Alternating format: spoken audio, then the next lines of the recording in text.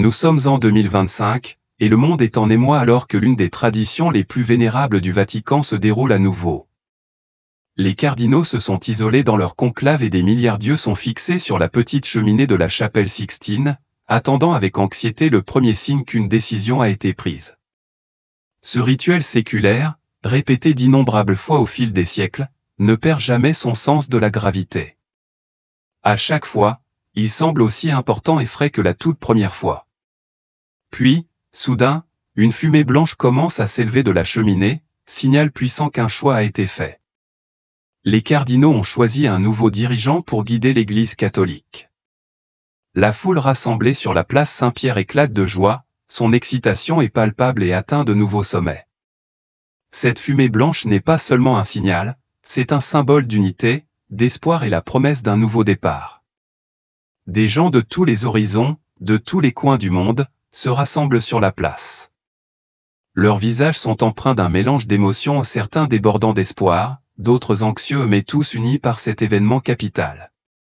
L'air est lourd d'impatience tandis que les masses attendent avec impatience la silhouette qui sortira du balcon pour s'annoncer comme le nouveau pape élu.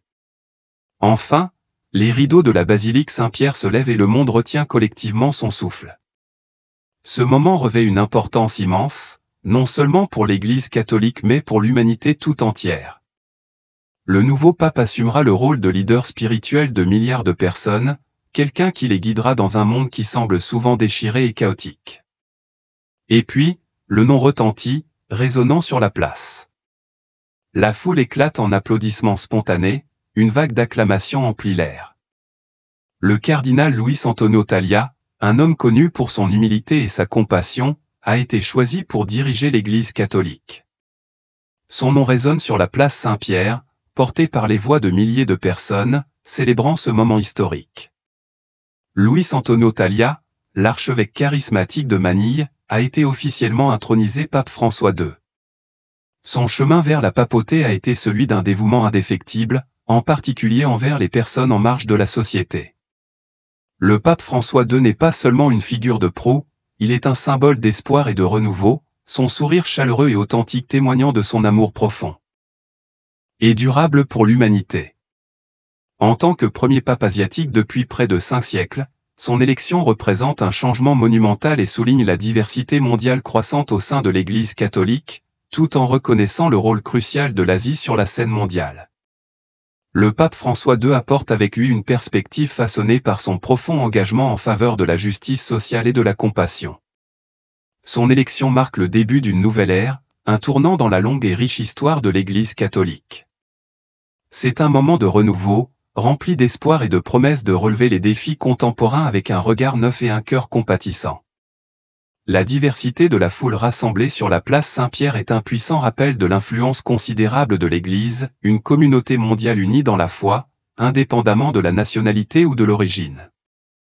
Alors que le pape François II se tient sur le balcon, contemplant la mer de visages devant lui, il sait que le poids immense de 2 millénaires de tradition repose désormais sur ses épaules. Il est le berger d'un troupeau mondial, chargé de guider l'Église à travers les complexités d'un monde en constante évolution, tout en restant enraciné dans les enseignements anciens qui l'ont soutenu pendant des siècles. Les défis qui l'attendent sont de taille, allant de la lutte contre les profondes inégalités sociales et économiques à la navigation dans le rythme rapide des progrès technologiques et des méthodes de communication en constante évolution. Pourtant, le pape François II ne se laisse pas décourager. Il comprend que pour que l'Église reste pertinente dans ce monde moderne, elle doit s'adapter tout en restant fidèle à ses valeurs fondamentales. Une confiance tranquille émane de lui alors qu'il sourit et offre une bénédiction. Ses paroles sont simples mais profondément significatives, un appel sincère à la paix et à l'unité qui résonne profondément chez tous ceux qui les entendent. Urbi et Orbi, déclare-t-il, s'adressant à la fois à la ville de Rome et au monde entier. Il est remarquable de voir comment la foi, dans sa forme la plus authentique, peut transcender toutes les frontières, unissant des personnes de toutes les cultures, de toutes les ethnies et de tous les horizons. Elle témoigne de l'esprit universel de l'Église catholique. Lorsque le pape François II s'adresse à la ville et au monde, la réponse de la foule est un élan d'amour et de soutien, leurs acclamations remplissant la place, portées par ses paroles. ce n'est pas un moment ordinaire, c'est une expérience partagée de foi et d'espoir, qui unit des individus de tous les coins du monde dans un désir collectif d'un monde meilleur. Alors que les premières lueurs de l'aube se lèvent sur la basilique Saint-Pierre, elles signalent l'aube d'un nouveau chapitre pour l'Église catholique. Le pape François II est un symbole d'espoir, de renouveau et de promesse d'un avenir fondé sur la compassion et l'inclusion. Son leadership apporte une nouvelle perspective, une perspective qui défend la justice sociale et défend ceux qui sont souvent négligés ou marginalisés dans la société. La route à venir peut être semée d'embûches, mais avec la foi, la détermination et un engagement inébranlable envers les principes d'amour et d'unité, l'Église continuera d'être un phare d'espoir pour des millions de personnes dans le monde. Le pape François II est prêt à montrer la voie, à faire briller une lumière dans un monde qui, plus que jamais, a besoin d'une main directrice. Gagnant le cœur des fidèles, le pape François II a rapidement gagné le surnom affectueux de « Pape souriant », un surnom qui en dit long sur la chaleur et l'humilité qu'il dégage. Son sourire contagieux et sa nature accessible font de lui un symbole d'espoir, attirant des gens de tous les coins du monde. Il est clair que son pontificat sera axé sur le dialogue, la sensibilisation et l'accueil de ceux qui sont souvent négligés par la société. Il parle avec passion d'une Église dédiée aux pauvres, soulignant le besoin urgent de protection de l'environnement, de justice sociale et de promotion du dialogue interreligieux. Chaque mot qu'il prononce est scruté, chaque geste analysé. Le monde attend, retenant son souffle, se demandant quel genre de dirigeant sera ce nouveau pape. Va-t-il inaugurer des réformes radicales ou offrira-t-il une orientation constante en ces temps troublés? Seul le temps nous le dira. Mais une chose est sûre, sous le pape François II, l'Église catholique se trouve à un carrefour crucial, prête à changer. À peine 3 mois après son accession au pontificat, le pape François II a déjà laissé une marque indélébile sur la scène mondiale. Ses paroles et ses actions ont profondément résonné auprès de millions de personnes, suscitant des conversations qui ont dépassé les frontières de la foi et de la culture. Le monde attend avec impatience de voir ce qu'il fera ensuite. L'atmosphère est chargée d'impatience et les gens spéculent avec impatience sur ses prochaines étapes. Dans ce contexte d'excitation, le pape François II convoque une réunion spéciale, un rassemblement qui a capté l'attention non seulement des catholiques, mais aussi de personnes de tous les horizons. Ce n'est pas une réunion ordinaire, elle a le potentiel de façonner l'avenir de l'Église de manière profonde. Des cardinaux du monde entier se sont réunis à Rome, leurs robes rouges vives servant de symbole visible d'unité et d'engagement. Alors qu'ils déambulent dans les rues intemporelles de la ville éternelle, leurs esprits sont remplis de questions, d'espoir et d'un sentiment de détermination quant à ce qui les attend. Les grandes salles du Vatican bourdonnent d'énergie alors que ces chefs spirituels, chacun représentant des communautés et des cultures uniques, se réunissent pour discuter de l'avenir de l'Église catholique. La vue de tant de cardinaux, dans leur tenue rouge vif, est à la fois impressionnante et émouvante, soulignant l'importance de ce rassemblement et les lourdes décisions qui nous attendent. L'atmosphère est chargée d'excitation et l'énergie est presque palpable.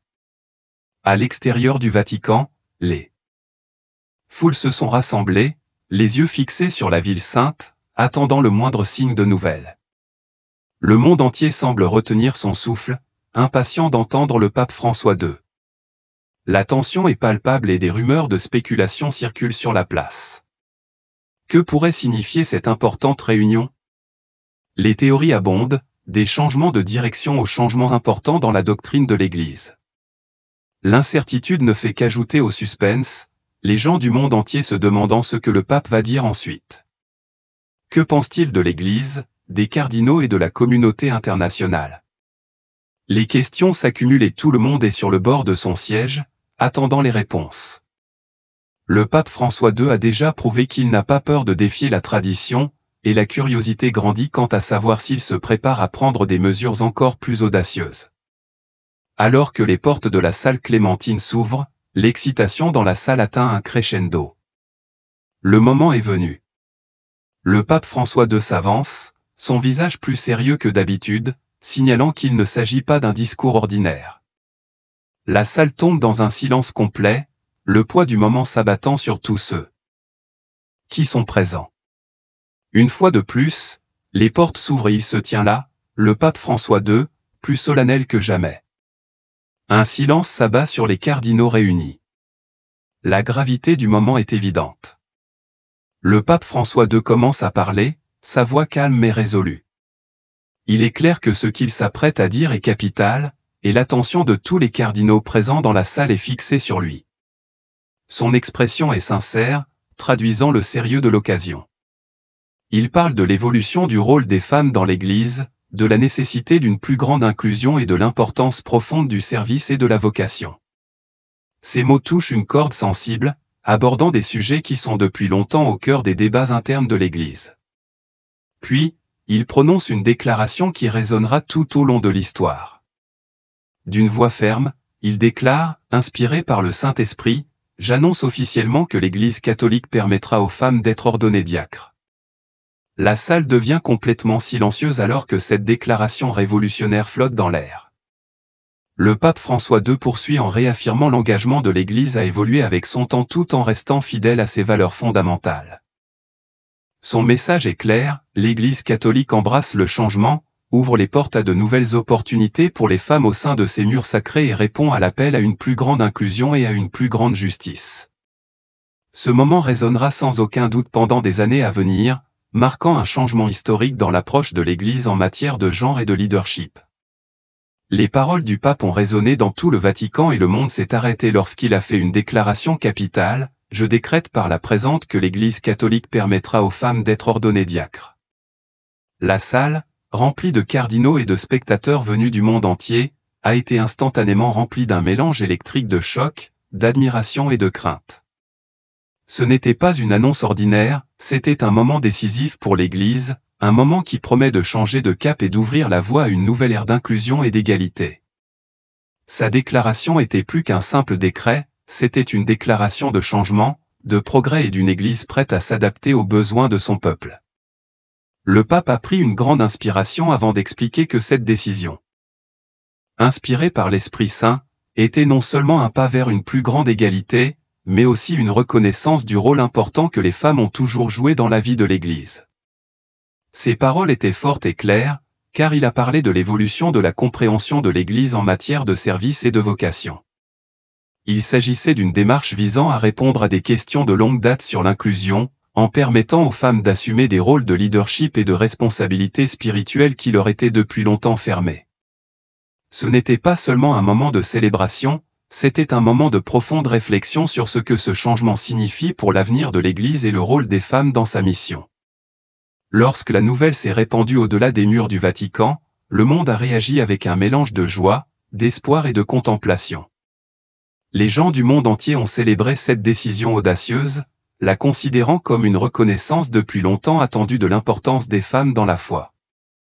Pourtant, même si l'enthousiasme montait, beaucoup s'arrêtaient également pour réfléchir aux implications plus profondes de cette décision. Que signifie-t-elle pour l'avenir de l'Église ? Comment cela va-t-il affecter la façon dont le service et la vocation sont compris dans cette nouvelle ère ? Ces questions ont envahi l'air, alors que les gens se débattaient avec l'ampleur de l'annonce du pape. Au cœur du Vatican, l'atmosphère était chargée d'un sentiment renouvelé d'objectifs. Le décret du pape n'a pas seulement résonné à travers les anciens murs de l'Église, il a résonné dans le cœur de millions de personnes. Ce fut un moment déterminant dans l'histoire, un moment qui marque un tournant pour l'Église catholique, non seulement dans ses enseignements, mais dans son essence même. Ce moment ne consistait pas seulement à permettre aux femmes d'assumer de nouveaux rôles, il s'agissait de remodeler l'avenir de l'Église d'une manière qui reflète les valeurs d'égalité, de compassion et de justice. Avec la direction du Saint-Esprit, la décision du pape d'ordonner des femmes diacres est un geste symbolique et pratique pour rendre l'Église plus inclusive, plus représentative des diverses communautés qu'elle sert. Cette annonce témoigne de l'engagement de l'Église à évoluer avec son temps, à être un lieu où chacun, quel que soit son sexe, peut trouver une voie et un lieu de service.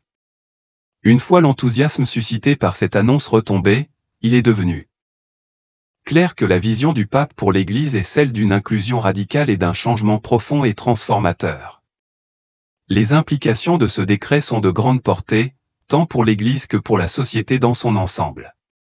Il signale un changement dans la façon dont l'Église perçoit les femmes, non seulement comme des participantes passives, mais comme des dirigeantes actives et des guides spirituels.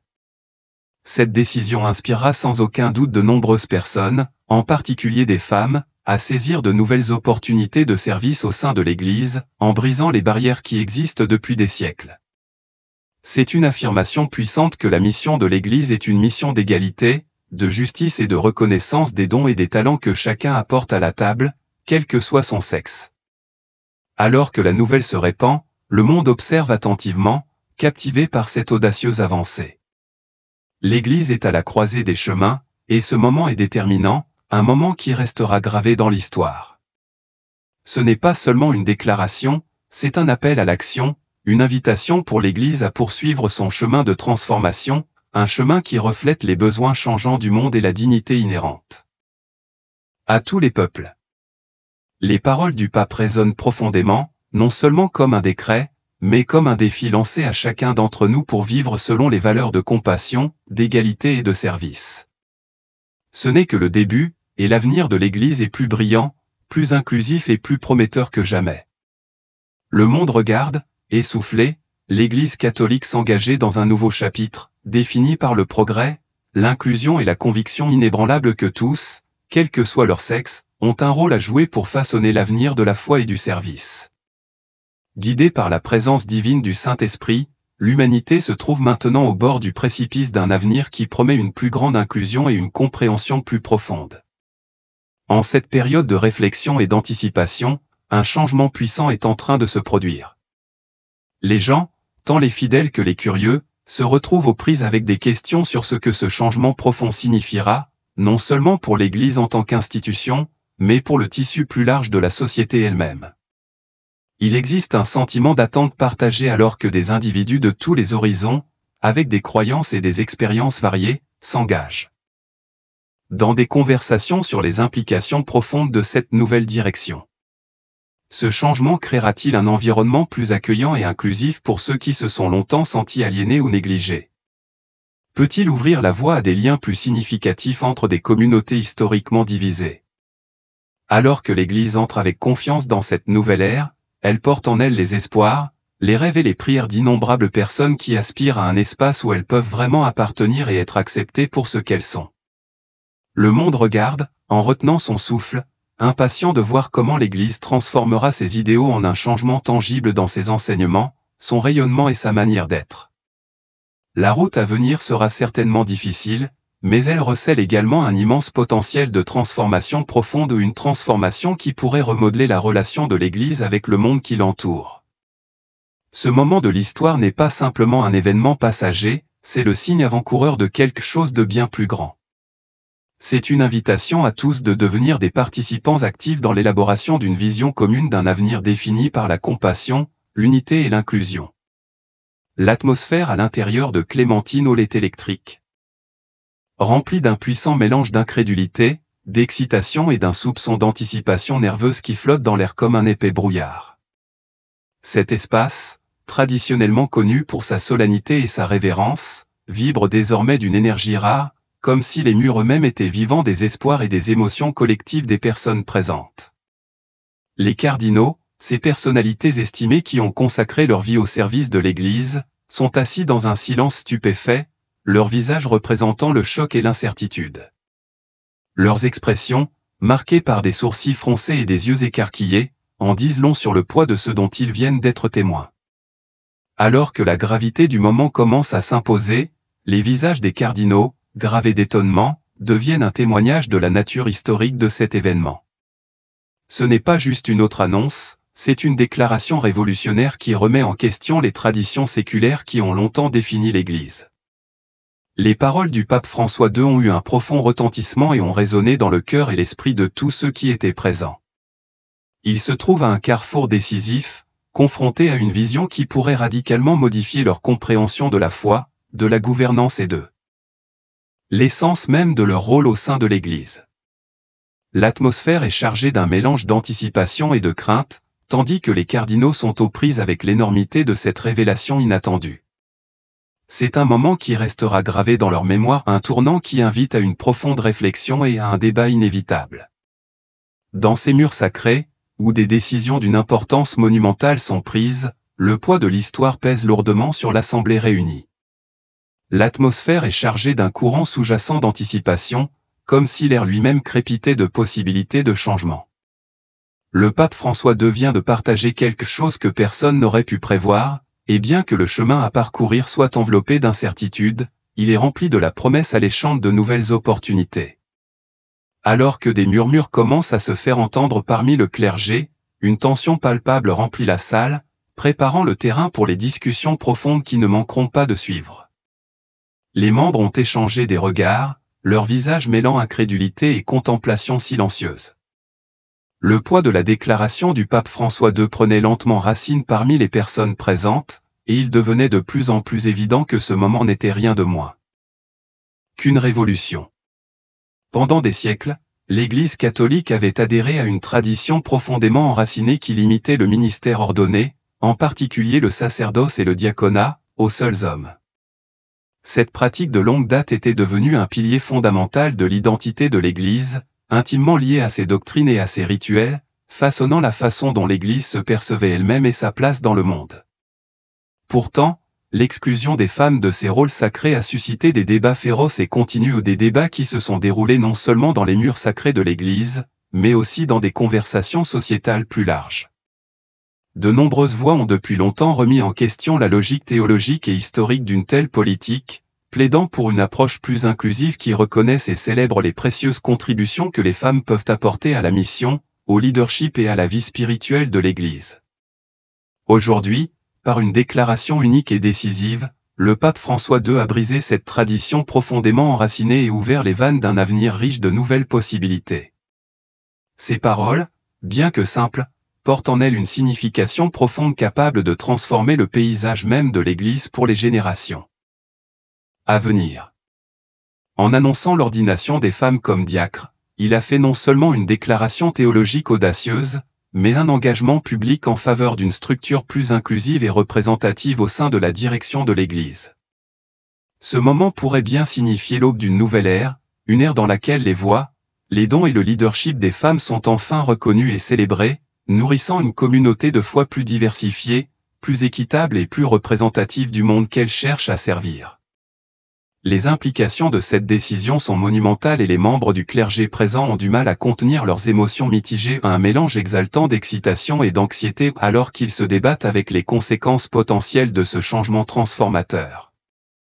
La nouvelle de l'annonce se répand rapidement, se propageant à la télévision, déclenchant des débats sur les réseaux sociaux et déclenchant des discussions dans les foyers, les églises et les séminaires du monde entier. La communauté catholique internationale est en effervescence face aux réactions, certaines remplies d'exaltation et d'espoir, tandis que d'autres restent sceptiques, voire craintives, quant à ce que ce changement sans précédent pourrait signifier. Il ne s'agit pas seulement d'un développement religieux, il s'agit d'un tournant culturel et social. Le monde catholique a du mal à accepter l'ampleur de ce changement. Quelles autres réformes pourraient suivre ? Comment les traditionalistes et les conservateurs au sein de l'Église réagiront-ils ? Tant de questions tourbillonnent dans l'air, sans réponse immédiate en vue. Le pape François II, largement connu pour sa présence charismatique et son comportement accessible, a une fois de plus prouvé qu'il était un réformateur courageux, peut-être même radical. Son mandat de pape a été défini par une volonté de remettre en question le statu quo et de s'attaquer à des problèmes de longue date qui, selon beaucoup, avaient un besoin urgent de changement. Cette dernière initiative est une autre étape audacieuse dans sa vision d'une Église catholique plus inclusive et progressiste, qui accepte le changement et le renouveau tout en restant fidèle à son engagement envers les valeurs fondamentales de compassion, de foi et d'unité. Alors que ce moment historique continue de se dérouler, l'Église et le monde retiennent leur souffle, attendant de voir comment cette décision cruciale façonnera l'avenir. La voie à suivre reste incertaine, mais le potentiel de transformation n'a jamais été aussi tangible. Restez à l'écoute pour d'autres mises à jour sur ce développement capital en vous abonnant à notre chaîne.